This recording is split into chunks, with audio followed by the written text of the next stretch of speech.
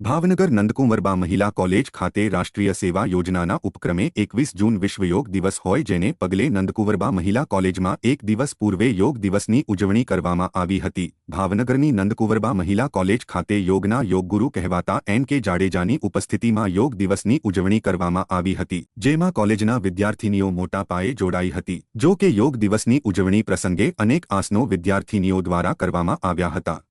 દિવસમાં 100 લાંબા અને ઊંડા શ્વાસ ભરવા જોઈએ, કારણ કે જે આપણા ફેફસા છે ને એ તમે વિજ્ઞાનમાં ભણી ગયા છો, એ છિદ્રોથી બનેલા હોય છે। તમારું એટલે કે શરીરમાં રોગ છે, બરોબર છે, અને મનમાં પણ ઘણા બધા રાગ, ભય, ક્રોધ, ઈર્ષ્યા હોય તો પણ શરીરમાં રોગો આવતા હોય છે। આ તરફ બધા આ તરફ સીધા। હવે શું કરવાનું છે?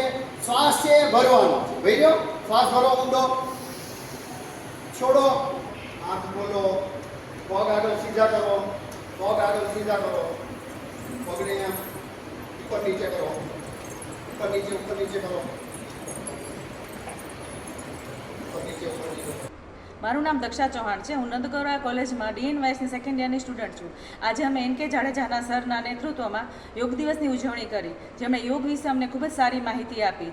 જેમ કહે છે ને, યોગા સે હી હોગા, એમ સારું સ્વાસ્થ્ય જાળવવું હોય તો આપણે યોગને જીવનમાં અપનાવવું જરૂરી છે। હું ડૉક્ટર દર્શના ભટ્ટ, નંદકુંવરબા મહિલા કોલેજ DNYS ડિપાર્ટમેન્ટ પ્રિન્સિપલ।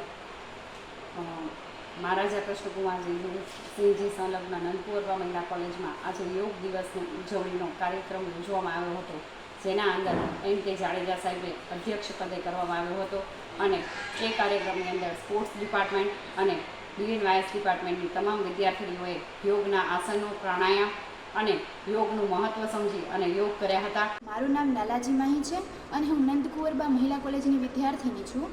હું બીકોમમાં અભ્યાસ કરું છું અને આજે અમે 21 જૂન વિશ્વ યોગ દિવસ નિમિત્તે એકત્રિત થયા છીએ અને એન.કે. જાડેજા સાહેબના નેતૃત્વ નીચે અમે લોકોએ ઘણા બધા આસનો, પ્રાણાયામ અને મુદ્રાઓનો અભ્યાસ કર્યો છે। એટલે હું એક પંક્તિ કહેવા માંગીશ કે મોતને હું મુઠ્ઠીમાં રાખું છું, મોતને હું મુઠ્ઠીમાં રાખું છું, મારા હરેક શ્વાસને હું સાવધાન રાખું છું। કોઈ મારા અરમાનોની હોડી શું કરશે, કોઈ મારા અરમાનોની હોડી શું કરશે?